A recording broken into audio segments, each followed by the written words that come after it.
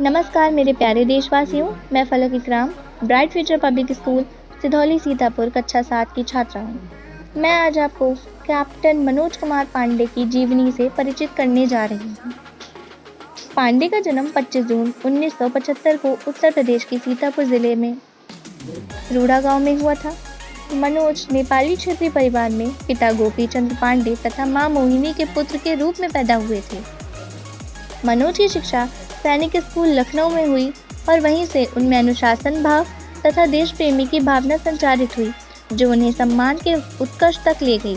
इन्हें बचपन से ही वीरता तथा सच्चरित्र की कहानियां उनकी मां सुनाया करती थी और मनोज का हौसला बढ़ाती थी कि वह हमेशा जीवन के किसी भी मोड़ पर चुनौतियों से घबराए नहीं और हमेशा सम्मान तथा यश की परवाह करें।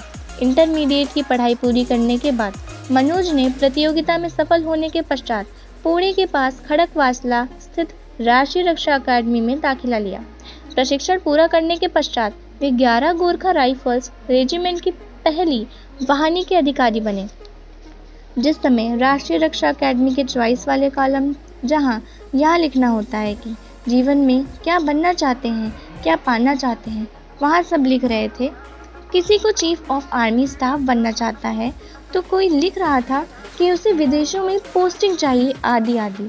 उस फॉर्म में देश के बहादुर बेटे ने लिखा था कि उसे केवल और केवल परमवीर चक्र चाहिए। राष्ट्रीय रक्षा अकादमी में प्रशिक्षण के पश्चात वे बतौर एक कमीशन अफसर 11वां गोरखा राइफल्स की पहली बटालियन में तैनात हुए।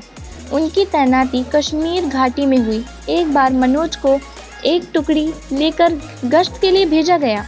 उनके लौटने में बहुत देर हो गई, इससे सबको बहुत चिंता हुई। जब वह अपने कार्यक्रम से 2 दिन देर करके वापस आए तो उनके कमांडिंग ऑफिसर ने उनसे देर का कारण पूछा, तो उन्होंने जवाब दिया, हमें अपनी गश्त में उग्रवादी मिले ही नहीं तो हम आगे चलते ही चले गए, जब तक हमने उनका सामना नहीं कर लिया। इसी तरह जब इनकी बटालियन को सियाचिन में तैनात होना था, तब मनोज युवा अफसरों की एक ट्रेनिंग पर थे। वह इस बात से परेशान हो गए कि इस ट्रेनिंग की वजह से वह सियाचिन नहीं जा पाएंगे।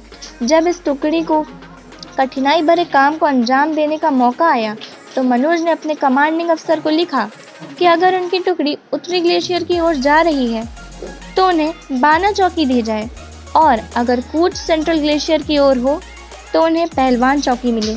यह दोनों चौकियाँ दरअसल बहुत कठिन प्रकार की हिम्मत की मांग करती हैं और यही मनोज चाहते थे।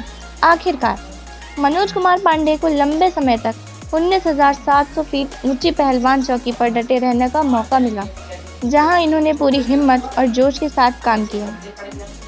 कारगिल युद्ध में असाधारण बहादुरी के लिए उन्हें सेना का सर्वोच्च सम्मान परमवीर चक्र से अलंकृत किया गया। सारा देश उनकी बहादुरी को प्रणाम करता है। आप सभी का धन्यवाद।